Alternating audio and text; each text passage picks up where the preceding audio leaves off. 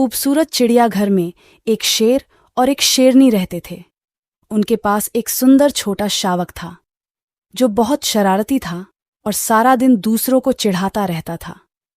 एक दिन शेर और शेरनी शिकार करने के लिए चिड़ियाघर से बाहर गए और अचानक शेर का बच्चा अपने पिंजरे से बाहर निकल गया और पूरे दिन चिड़ियाघर में घूमता रहा।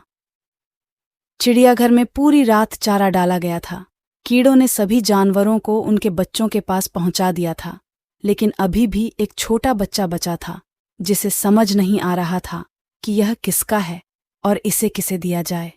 इसीलिए उन्होंने बच्चे को उठाया और नीली भेड़ को सौंप दिया, क्योंकि वह कुछ कुछ भेड़ जैसा दिखता था।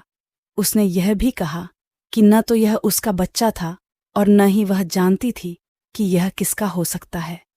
हालांकि यह एक बड़ी गलती होने के बावजूद उसने बच्चे को अपने पास रखा। बच्चा शेर का था। इस प्रकार शिरो भेड़ों के झुंड में पली बढ़ी और नीलू को अपनी मां मानती थी। शेरो बहुत तेजी से बड़ा हुआ और जल्द ही एक पूर्ण शेर बन गया।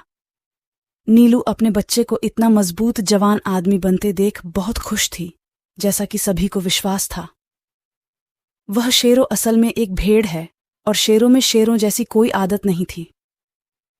वह अन्य भेड़ों की तरह शरारती और कोमल था। हालांकि वह एक मुक्के से एक पेड़ को गिरा सकता था, लेकिन उसे कूदना और भेड़ों के साथ खेलना पसंद था। शेरों जैसे डरावने जानवर को भेड़ों के साथ खेलते देख चिड़ियाघर में आने वाले पर्यटकों को बहुत आश्चर्य हुआ। वह हमेशा उन्हें चिढ़ाता था, लेकिन शिरो ने कभी शेर की तरह व्यवहार नहीं किया। वह जल्द ही चिड़ियाघर में सबसे पसंदीदा जानवर बन गया। फिर एक रात एक भयभीत भेड़ उसके पिंजरे से भाग गई और वह सीधे भेड़ की गंध के पास आ गया।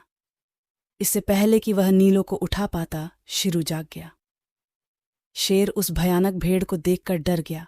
उसने अपने पंजे उसकी आंखों पर रख दिए।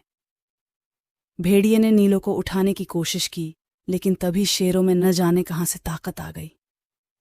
एक तेज दहाड़ ने भेड़ों पर हमला कर दिया।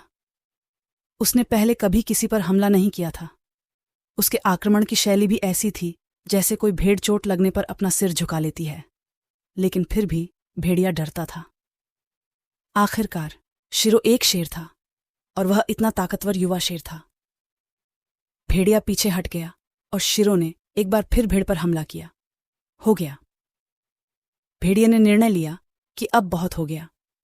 इससे पहले कि वह भाग पाता, सभी भेड़ें जाग गईं और उन्होंने शिरो की बहादुरी देखी। भेड़ें भाग गईं और इतनी डर गईं कि वे कभी भेड़शाला में वापस नहीं आईं।